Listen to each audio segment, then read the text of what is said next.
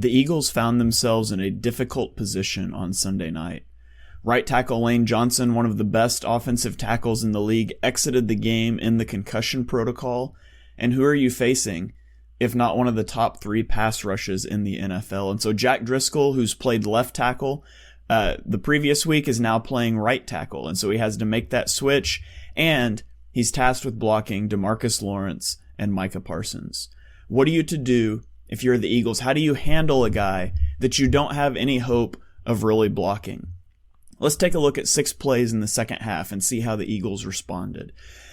First thing we're going to see is a bootleg at him. And so we're going to leave this defender unblocked. He has to come in on this play fake, right? He's responsible for any sort of cutback. And so we're going to leave him unblocked and we're going to bootleg at him. We're going to let Hurts get out on the run. The Eagles just have their receivers run off the coverage, and we're going to have a drag route with like an angle route behind it. And this drag route's going to come wide open, and Micah Parsons is unable to affect this play. And so you see the play fake.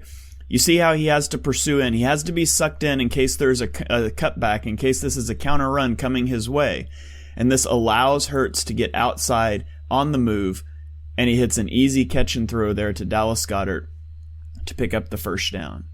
Now let's look at another example. This time, it's DeMarcus Lawrence. We're going to leave him unblocked. We're going to run a power run. And so the left side of the offensive line blocks this way, and we're going to pull the right guard and the right tackle up to the next level, and we just set up this run. Now, we're reading the defensive end. Does he crash down?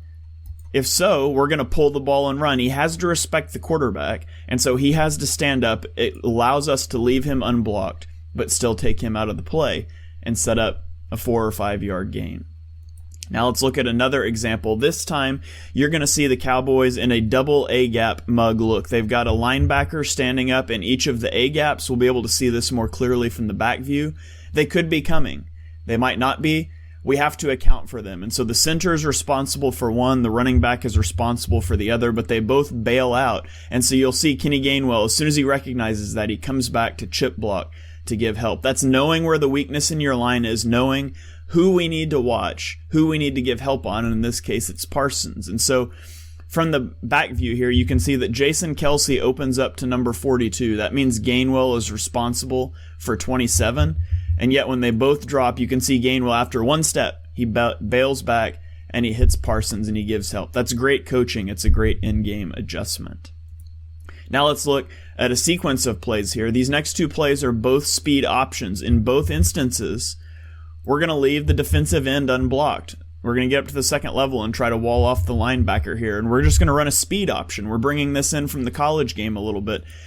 He steps in, right? You see that first step. He comes in to attack the quarterback, and so we're just going to pitch this out. Now, we don't get a block there from A.J. Brown, but we're still able to make the defender miss and pick up about 5 yards. A few plays later, going to be the same speed option. This time it's Micah Parsons, and this time Parsons is going to play the pitch man instead of the quarterback. And so you see as he comes upfield, he's opening, he's shuffling sideways. He wants to get down here. He wants to make Hurts keep this ball himself, and so Hurts is happy to oblige, and he just cuts this up the middle, sticks his foot in the ground, and he's going to gain 5 yards.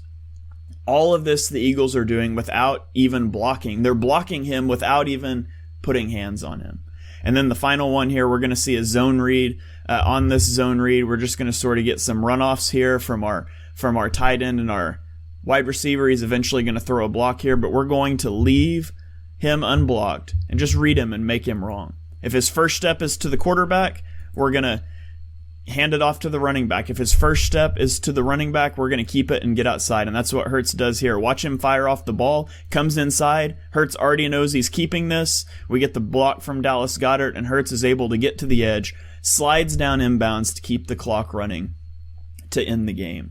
And so the Eagles were able to do so many things schematically to block Micah Parsons, to block DeMarcus Lawrence. Knowing that they couldn't block them physically, they schemed them out of plays. It was a great job in the second half of adjusting by the Eagles offense when they were down Lane Johnson.